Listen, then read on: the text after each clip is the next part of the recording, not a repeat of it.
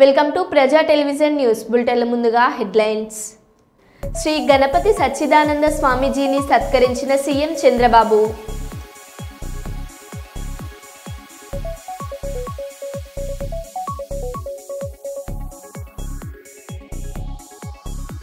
నర్సారావుపేటలో private school టీచర్పై police complaint.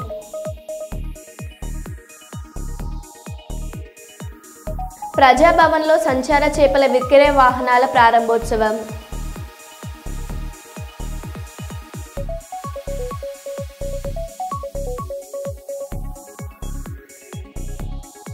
విశాఖలో navy day విన్యాసాలు.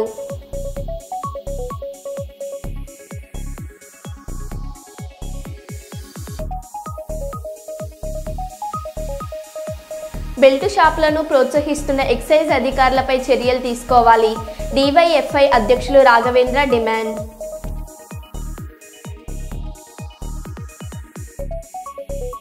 ఇక వివరాల్లోకి వెళ్తే, అందుల కోసం లిపిని సృష్టించి వారి జీవితంలో వెలుగు నింపిన మహనీయుడు లూయిస్ బ్రెయిలీ అని వరంగల్ పార్లమెంట్ సభ్యురాలు డాక్టర్ కడియం కావ్య అన్నారు.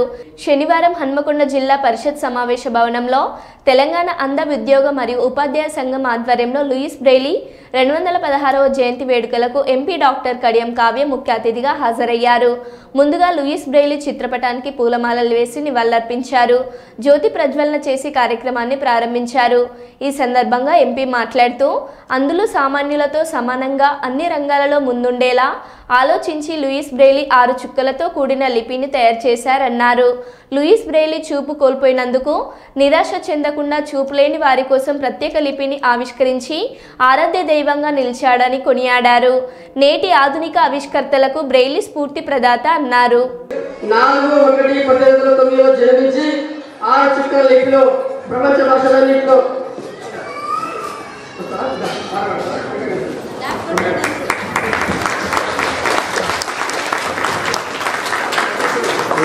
ఒక చిన్న లూయి బ్రెయిలీ మహనీయుడు ఊబిగాములరే Louis Braille happy birthday to you Louis happy long life to you Louis. ఈరోజు వరల్డ్ బ్రెయిలీ డే సందర్భంగా మన వరంగల్లోని జెడ్పీ హాల్లో ఇక్కడ ప్రభుత్వ అంధ ఉద్యోగులు మరియు ఉపాధ్యాయుల సంఘం అందరూ కలిసి వాళ్ళ కుటుంబ సభ్యులతోటి వాళ్ళు స్వతహాగా ఇక్కడ ఈ కార్యక్రమాన్ని సెలబ్రేట్ చేసుకోవడం జరిగింది. బ్రెయిలీ లూయి గారి జయంతి సందర్భంగా ఈ రోజుని వరల్డ్ బ్రెయిలీ డేగా ప్రకటించడం జరిగింది 2018లో. ఆయన ఏ విధంగా అయితే చిన్న వయసులో తన చూపును పోగొట్టుకొని బ్రెయిలీ లిపిని రచించి వీళ్ళందరికీ కూడా వెలుగును పంచాడు. అందుకే వాళ్ళు చదువుకొని ఇప్పుడు ఉద్యోగాలు చేసి స్థిరపడి వాళ్ళంతటా వాళ్ళు ఈ రోజుని ఘనంగా నిర్వహించుకోవడం జరిగింది. దానికి నేను ముఖ్య అతిథిగా విచ్చేశాను. వాళ్ళు అడిగిన దాంట్లో ఒకటి వాళ్ళ కోసమే అందుల కోసం ప్రత్యేకంగా ఒక కమ్యూనిటీ హాల్ అడిగారు. అయితే ఈ 5 సంవత్సరాల నా టెన్యూర్లో తప్పకుండా నేను దాన్ని చేస్తాను అని చెప్పాను. అదేవిధంగా లూయి విగ్రహం కూడా ఏర్పాటు చేయమని అడిగారు. దాని గురించి సాధ్యాసాధ్యాలు చూసి మిగతా కూడా కొన్ని రికమెండేషన్స్ ఉన్నాయి అవన్నీ కూడా ఒకసారి పరిశీలించి ఏదైతే చేయగలమో దాన్ని తప్పకుండా చేసి వీళ్ళందరికీ వీళ్ళెంత సొంతంగా కష్టపడి ఎదిగారో ప్రభుత్వం కూడా వీళ్ళకి అంతే అదిగా అండదండగా ఉంటుందని తెలియజేసుకుంటున్నాను. వీళ్ళందరికీ కూడా మీ సొంతంగా కూడా ఇంకో అంధ విద్యార్థిని మీరు చదివించడమో చేరదీయడమో లేకపోతే ఒక ఇన్స్పిరేషన్గా మీరు నిలవాలని చెప్పి కోరడం జరిగింది. కాబట్టి వీళ్ళందరితోటి ఈరోజు ఇక్కడ ఈ బ్రెయిలీ డే సందర్భంగా పురస్కరించుకొని అందరినీ కలిసి ఈ డేని సెలబ్రేట్ చేసుకోవడం చాలా సంతోషంగా ఉంది. Thank you. పెద్దపల్లి జిల్లా రామగుండం ఎన్టీపీసీలోని విశ్వభారతి హైస్కూల్ ఆవరణలో విద్యార్థులకు ట్రాఫిక్ అవగాహన కార్యక్రమాన్ని నిర్వహించారు. రోడ్డు భద్రతా మాసోత్సవాల సందర్భంగా motor vehicle inspector Santosh Reddy, traffic CI Rajeshwara Rao పాల్గొని రోడ్డు భద్రత విషయాలపై విద్యార్థులకు వివరించారు. ప్రధానంగా 18 ఏళ్ల లోపు పిల్లలకు పేరెంట్స్ వాహనాలు ఇవ్వొద్దని సూచించారు. వాహనాలు నడిపేటప్పుడు తప్పనిసరిగా హెల్మెట్ ధరించాలని, కారులో అయితే సీట్ బెల్ట్ పెట్టుకోవాలన్నారు. ప్రధాన ప్రధానంగా సెల్ ఫోన్ డ్రైవింగ్, మద్యం సేవించి వాహనాలు నడిపితే చట్టపరంగా తీవ్ర పరిణామాలు ఉంటాయన్నారు. అలాగే యూత్ పిల్లలు triple riding, rash driving, signal jumping చేయడం వల్ల ప్రమాదాలకు గురయ్యే అవకాశం ఉందని పేర్కొన్నారు. ట్రాఫిక్ రూల్స్ గురించి ప్రాక్టికల్గా వివరించారు. విద్యార్థుల సందేహాలను వృత్తి చేశారు. కార్యక్రమంలో ట్రాఫిక్ అధికారులు ప్రదీప్ సాగర్, నిఖిల్ రెడ్డి, హరిశేఖర్, స్కూల్ డైరెక్టర్ యాదగిరి గౌడ్, అధ్యాపకులు, విద్యార్థులు పాల్గొన్నారు.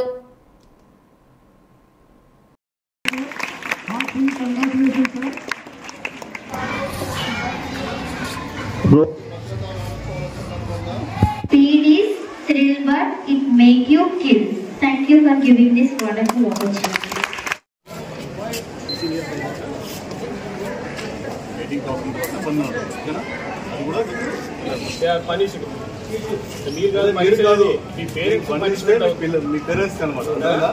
అందుకే అండర్ ఏజ్ పిల్లలు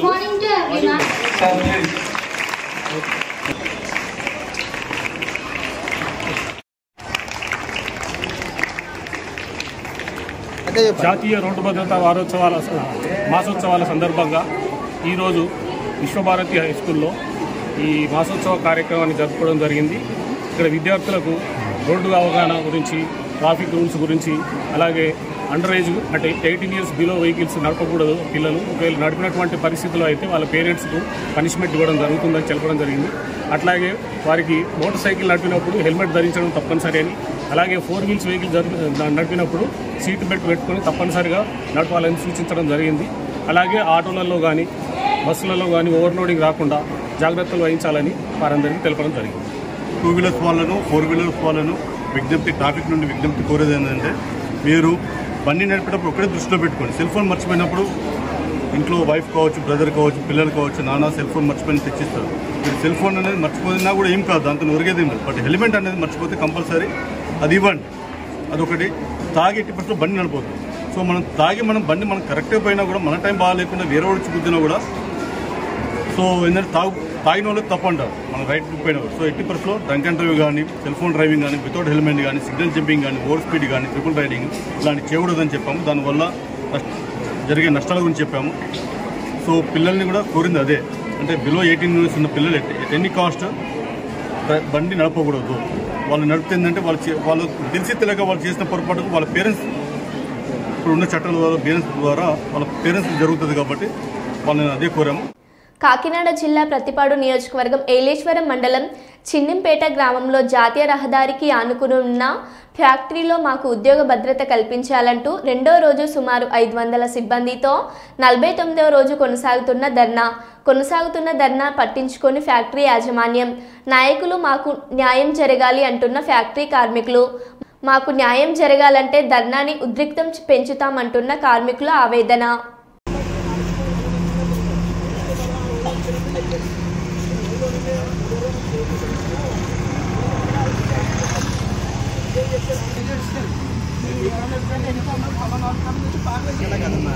నాలుగు సార్లు కూర్చున్నాను, రేపు కూర్చుంటే 5వ సారి 6వ తారీఖు ఎక్కాను. ఇన్ని సార్లు ఆగినప్పుడు ఆడ ఇంకోసారి అంటాడు. ఒక అప్ప కొట్టిన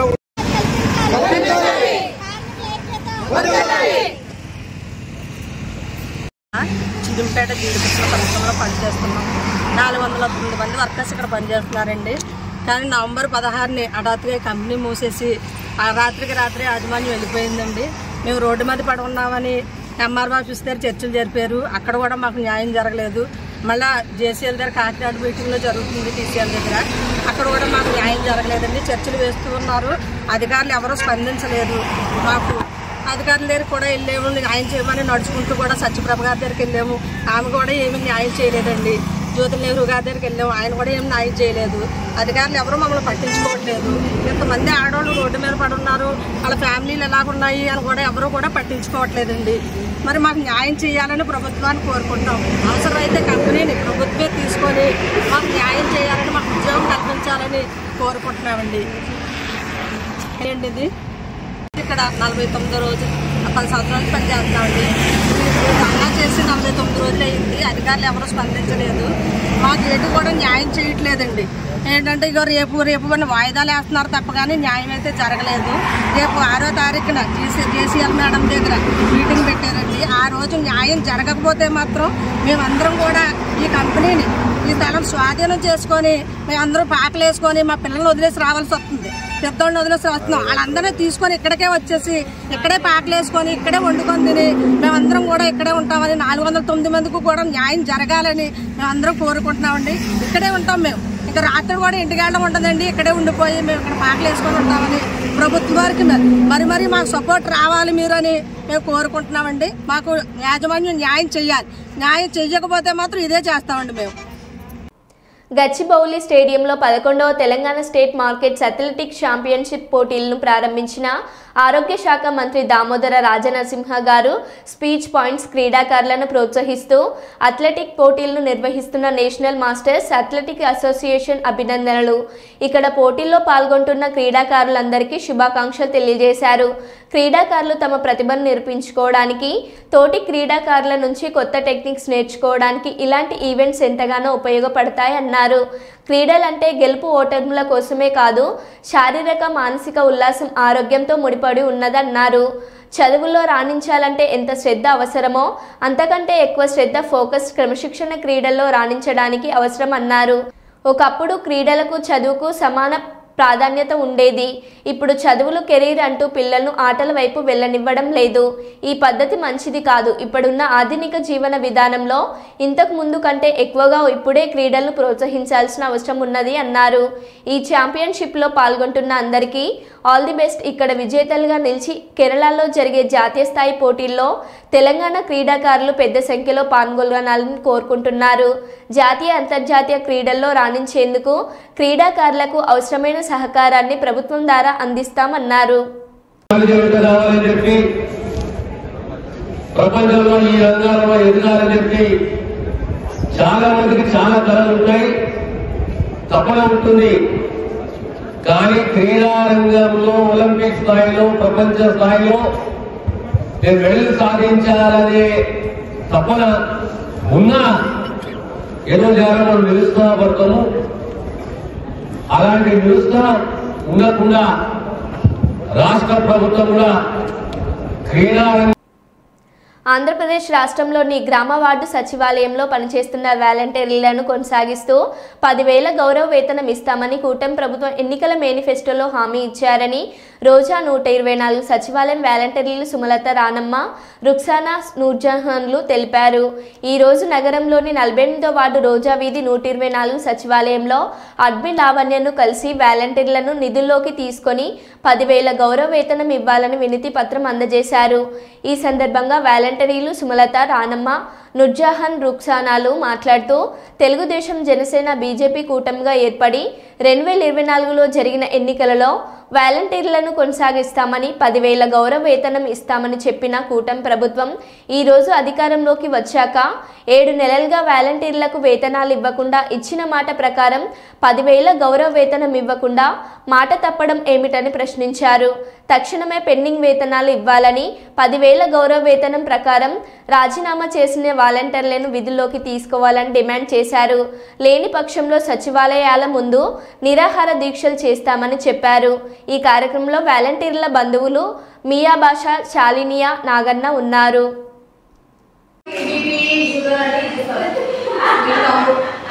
okay, thank you madam.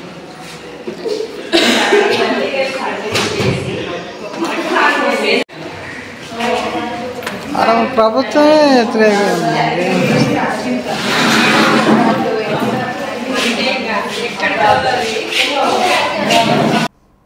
Kurnool మండలం ఉల్చాల గ్రామంలో అక్రమంగా నిర్వహిస్తున్న బెల్ట్ షాపులను అరికట్టాలని నవంబర్ 24న అధికారులకు వినతి పత్రం అందజేశామన్నారు. నెల రోజులు పూర్తయినప్పటికీ అధికారులు చర్యలు తీసుకోకపోవడం ఆందోళన కలిగిస్తుందని అన్నారు.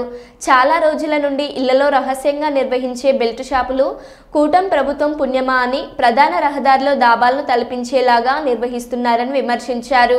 అధికారుల దృష్టికి తీసుకువెళ్లక ముందు ఇళ్లలో నిర్వహించిన నిర్వాహకులు ఇప్పుడు ప్రధాన రహదారిలో నిర్వహించడంలో అత్యంతరం ఏమిటో అధికారులను చెప్పాలని డిమాండ్ చేశారు.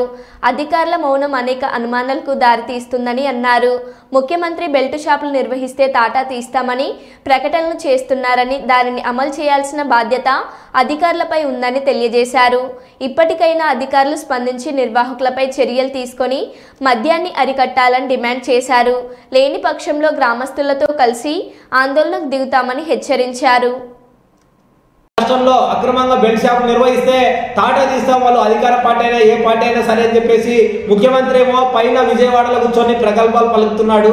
ఇక్కడ మాత్రం ఉల్సాల గ్రామంలోన ఏకంగా అక్కడ ఉన్నటువంటి స్థానిక నాయకులే తిష్ట వేసుకొని కూర్చొని మేము మా ఇష్టం వచ్చినట్టు మైన్ రోడ్డు పైన ఇక్కడ మహిళలు వచ్చినా లేదా పిల్లలు వచ్చినా సరే వాళ్ళందరూ ఎంత ఇబ్బంది ఉన్నా కానీ మాకేం సంబంధం లేదు, మేము మాత్రం ఇక్కడే రోడ్ పైన బెల్ట్ షాప్ నిర్వహిస్తామని చెప్పేసి ఈరోజు నిర్వహిస్తా ఉన్నారు. కాబట్టి ఉల్సాల గ్రామంలో నిర్వహిస్తున్నటువంటి బెల్ట్ షాప్ ని వెంటనే తొలగించాలి, అక్కడ అక్రమంగా మద్యం అమ్మడాన్ని కూడా నిషేధించాలని చెప్పేసి మేము డివైఎఫ్ఐ గా డిమాండ్ చేస్తున్నాం. ఒకవేళ అధికారులు కనుక మరి అక్కడికి వెళ్ళి పరిశీలించట్లేదు, అక్కడ కంప్లైంట్ ఇచ్చినా అక్కడికి వెళ్ళట్లేదు అంటే మరి వాళ్లకు వీళ్ళకు ఉన్నటువంటి లోపాయికారి ఒప్పందం ఏంటి అని చెప్పేసి ఈరోజు మేము డివైఎఫ్ఐ గా ప్రశ్నిస్తా ఉన్నాం. అధికారులు వెంటనే చర్య తీసుకోవాలి, లేదంటే మాత్రం ఉల్సాల గ్రామంలో ఉన్నటువంటి మహిళలతో కలిసి అక్కడే ఆందోళనకు దిగుతామని చెప్పేసి ఈ సందర్భంగా హెచ్చరిస్తున్నాం. నా పేరు నాగేశు, డివైఎఫ్ఐ జిల్లా కార్యదర్శి, కర్నూలు. ములుగు జిల్లా ఏటూరు నగరం మండలంలో ప్రాథమిక పాఠశాలలో విద్యార్థులకు మధ్యాహ్న భోజనం వంట చేయడానికి వంటగది లేక సిబ్బంది చెట్ల క్రిందే వంట చేస్తున్న పరిస్థితి నెలకొంది. వివరాల్లోకి వెళ్తే ఏటూరు నగరం మండలం రామ్నగర్ గ్రామంలోని ప్రాథమిక పాఠశాలలో విద్యార్థులకు మధ్యాహ్న భోజనం వంట చేయడానికి వంటగది లేక పాఠశాల ఆవరణలోని చెట్ల క్రిందే విద్యార్థులకు వంట వండుతున్నారు. గాల్దువారం, వర్షం వంటివి వస్తే ఆ సమయంలో వంట చేయడానికి ఇబ్బంది నెలకొంటుందని, ఇబ్బందిగా పాఠశాల అరుగు మీదే వంట చేయాల్సిన పరిస్థితి ఉంటుందని పాఠశాల సిబ్బంది ఆవేదన వ్యక్తం చేస్తున్నారు. గతంలో పాఠశాలలో చిన్నపాటి వంటగది ఉండేదని, అది పాతబడి శిథిలావమవడంతో ప్రస్తుతం విద్యార్థులకు చెట్ల క్రిందే వంట చేస్తున్నామని సిబ్బంది తెలిపారు. ఇదిలా ఉండగా కొంతమంది గుర్తు తెలియని వ్యక్తులు పాఠశాల వెనుక వైపు రోజు సాయంత్రం సమయంలో మద్యం సేవించి సీసాలను పాఠశాల చుట్టూ పడేస్తున్నారని, వారిపై చర్యలు తీసుకోవాలని పాఠశాల ఉపాధ్యాయులను కోరుకుంటున్నారు.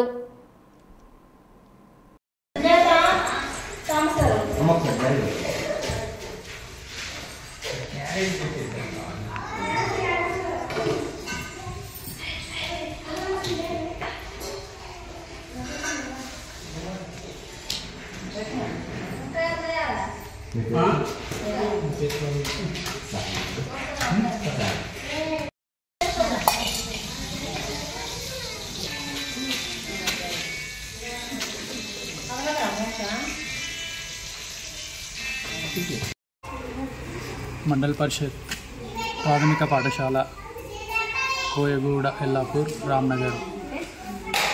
నేను ఇక్కడ స్కూల్లో హెచ్ఎం అండి. ఈ స్కూల్లో ఇప్పుడు 38 మంది పిల్లలు చదువుతున్నారు. ఈ స్కూల్కి పిల్లలకి మధ్యాహ్న భోజనం తయారు చేయడానికి, పెట్టడానికి కిచెన్ షెడ్ లేదు. ఇది చాలా ఇబ్బందిగా ఉంది. చెట్ల కిందనే వాళ్ళు వంట చేస్తున్నారు. వర్షం వస్తే మాత్రం వంట చేయలేని పరిస్థితి. దీన్ని ఎలాగైనా కూడా సాల్వ్ చేయాలని కోరుకుంటున్నాను. మీ పేరు సార్? సత్యసాయి జిల్లా ముదిగబ్బ మండల కేంద్రంలోని అనంతపూర్ రోడ్డు జాతీయ రహదారి సమీపాన ఉన్న శ్రీ శ్రీ శ్రీ కాశిరెడ్డి నాయన ఆశ్రమం వద్ద గుడి మరమ్మతులు జరుపుతున్న సభ్యులు, దాతలు ఆర్థిక సహాయం అందించాలని వారు కోరారు. మరమ్మతులు నిమిత్తం గుడి ఆవరణంలో వివాహాలకు సౌకర్యం కల్పిస్తామని అన్నారు. నిత్యం అన్నదాన కార్యక్రమం ఉంటుందని, జాతీయ రహదారిపై ప్రయాణించే ప్రయాణికులు, కూలీలకు, అనాథలు, అభాగ్యులు తదితరులకు అన్నదానం చేస్తున్న కమిటీ సభ్యులు శ్రీ శ్రీ కాశిరెడ్డి నాయన ఆశ్రమం అభివృద్ధి కొరకు దాతలు ఆర్థిక సహాయం చేయాలని కమిటీ సభ్యులు కోరారు.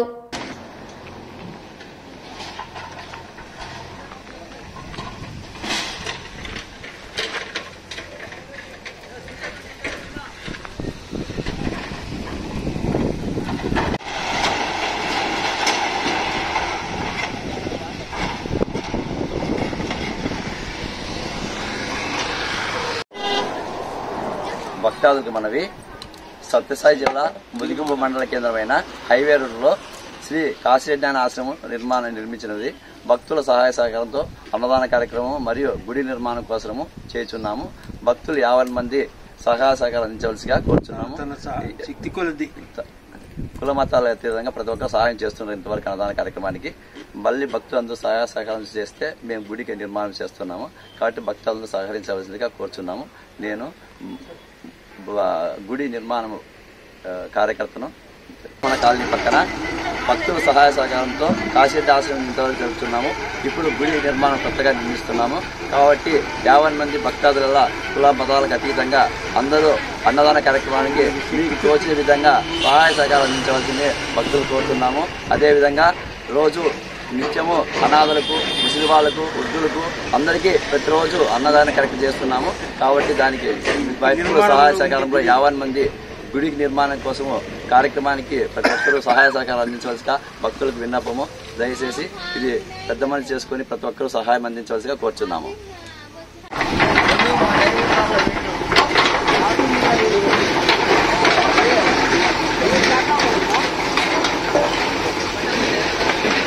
హైదరాబాద్లో 1996లో 2వ ప్రపంచ తెలుగు సమైక్య సదస్సులో ఆనాడు ఉమ్మడి ఏపీ సీఎంగా చంద్రబాబు నాయుడు పాల్గొనడం జరిగింది. మళ్ళీ ఈ సదస్సులో ఏపీ సీఎంగా చంద్రబాబు నాయుడు పాల్గొనడం జరిగింది.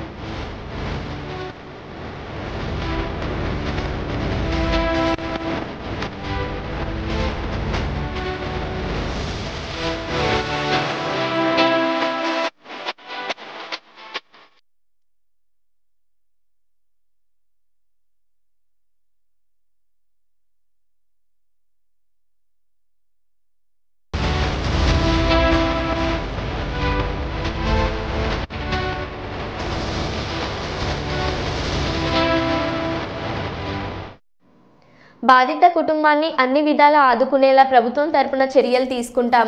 అంత్యక్రియల నిమిత్తం తక్షణ సాయం కింద 50,000 అందించిన రాష్ట్ర ఎస్టీ కమిషనర్ సభ్యులు వడిత్య శంకర్ నాయక్. మచిలీపట్నం నగరంలో జరుగుతున్న పోలీస్ సెలక్షన్ ఈవెంట్స్లో పరుగు పందెంలో అస్వస్థకు గురై ఆసుపత్రిలో చికిత్స పొందుతూ గురువారం మరణించిన ధరవత్ చంద్రశేఖర్ కుటుంబాన్ని అన్ని విధాలా ఆదుకునేలా ప్రభుత్వం తరపున చర్యలు తీసుకుంటామని ఆంధ్రప్రదేశ్ రాష్ట్ర ఎస్టీ కమిషన్ సభ్యులు వడిత్య శంకర్ నాయక్ అన్నారు. శుక్రవారం మధ్యాహ్నం ఆయన మచిలీపట్నం సర్వజన ప్రభుత్వ ఆసుపత్రిలో భౌతిక కాయాన్ని సందర్శించి నివాళులర్పించారు. మృతుడి కుటుంబ సభ్యులను పరామర్శించి ధైర్యం చెప్పారు. అంత్యక్రియల నిమిత్తం తక్షణ సాయం కింద గిరిజన పోలీస్ శాఖల తరపున 25,000 చొప్పున మొత్తం 50,000 మృతుడి కుటుంబ సభ్యులకు ఆయన అందించారు. మచిలీపట్నం నుంచి మృతుడి స్వగృహానికి భౌతిక కాయాన్ని తరలించేందుకు అంబులెన్స్ను ఏర్పాటు చేశారు. ఆయన ఆత్మకు శాంతి చేకూరాలని కుటుంబ సభ్యులకు ప్రగాఢ సానుభూతి తెలియజేశారు. అందరూ ఆ బాబు ప్రాణం మనం తీసుకురాలేదు, కానీ అబ్బాయి మన నుంచి దూరం అయిపోవడం చాలా బాధగా ఉంది. కానీ ఎంతో భవిష్యత్తు ఉన్నవాడు, మన మధ్యలో ఉండాల్సిన వాడు. కానీ అతను ఒకవేళ మన నుంచి దూరం అయిపోయినా అతని ఆత్మ ఎప్పుడైనా శాంతించాలి. తన కుటుంబానికి మనం అందరం కూడా భరోసాగా ఉండాలని మనం వచ్చాం. కాబట్టి మీరు అనే ప్రతి మాటని గవర్నమెంట్ కన్వే చేస్తాం. ఓకేనా? ఓకే, సరే. తరఫున అధికారుల తరఫున చెప్తాను. ముందుగా